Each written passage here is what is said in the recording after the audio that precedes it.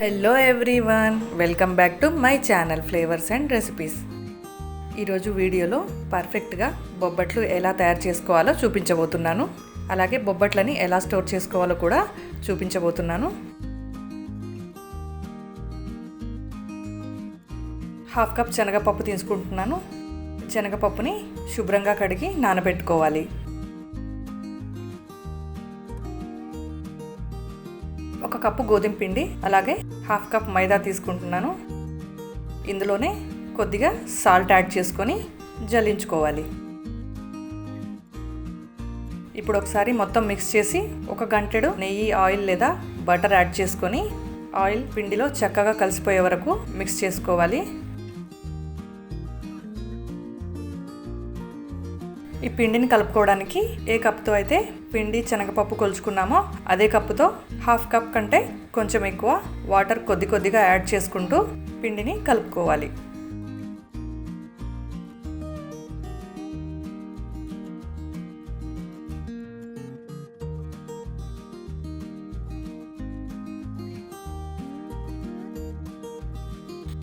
మైదా ఎక్కువగా యూజ్ చేసినట్లయితే వాటర్ కొంచెం తక్కువ పడుతుంది. వాటర్ని చూసి యాడ్ చేసుకోండి. ఇలా పిండిని గట్టిగా కలుపుకున్న తర్వాత ఒక చిన్న గిన్నె తీసుకొని, అంటే కరెక్ట్గా ఈ పిండి ముద్ద సరిపోయేంత ఒక చిన్న గిన్నె తీసుకొని అందులో ఈ పిండితో పాటు ఒక హాఫ్ కప్ వాటర్ యాడ్ చేసుకొని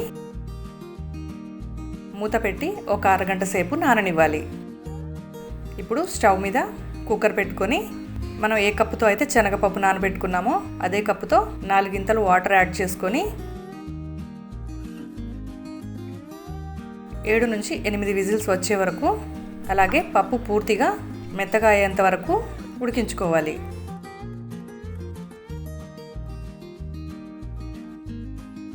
పప్పు చక్కగా ఉడికిపోయింది. ఇందులో మనం శనగపప్పు ఎంతైతే క్వాంటిటీ తీసుకున్నామో అంతే క్వాంటిటీలో బెల్లాన్ని యాడ్ చేసుకోవాలి. మీరు కావాలంటే బెల్లం బదులుగా పంచదార అయినా యూజ్ చేసుకోవచ్చు. నేను బెల్లం పొడిని యూజ్ చేస్తున్నాను. ఇందులోనే 4 యాలకుల్ని కచ్చా పచ్చాగా దంచి యాడ్ చేసుకోవాలి. ఈ శనగపప్పు బెల్లం దగ్గరికి అయ్యాక స్టవ్ ఆఫ్ చేసి చల్లారనివ్వాలి.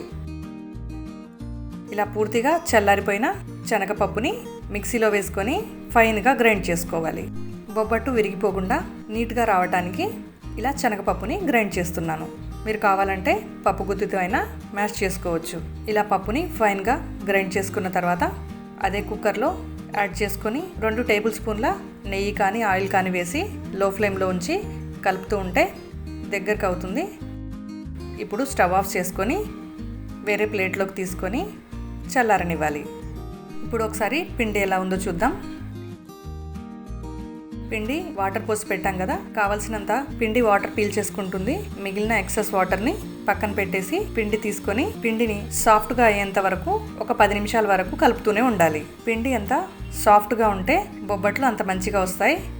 ఈ ఎక్సెస్ వాటర్ని కొద్దిగా యాడ్ చేస్తూ పిండిని బాగా సాఫ్ట్గా అయ్యేంత వరకు కలుపుకోవాలి.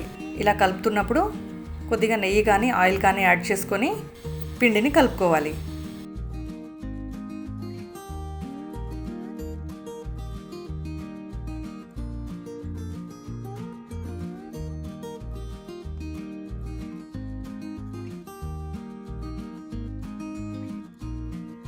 ముందు పిండిని కావలసిన సైజులో ఉండలుగా చేసుకొని ఇవి ఎన్ని ఉండలైతే అయ్యాయో దీనికి తగ్గట్టుగా శనగపప్పుని కూడా లెక్క ప్రకారం అన్ని ఉండలు చేసుకొని రెడీగా పెట్టుకోవాలి. నేను తీసుకున్న క్వాంటిటీకి 10 బొబ్బట్లు అవుతాయి.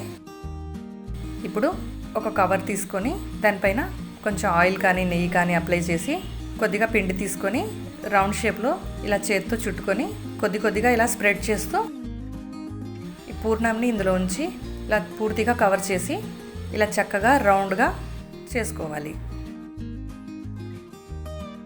చేతికి కొద్దిగా ఆయిల్ అప్లై చేసుకొని ఇలా మధ్య నుంచి మెల్లగా ప్రెస్ చేస్తూ ఇలా ఈవెన్గా పిండిని స్ప్రెడ్ చేసుకోవాలి.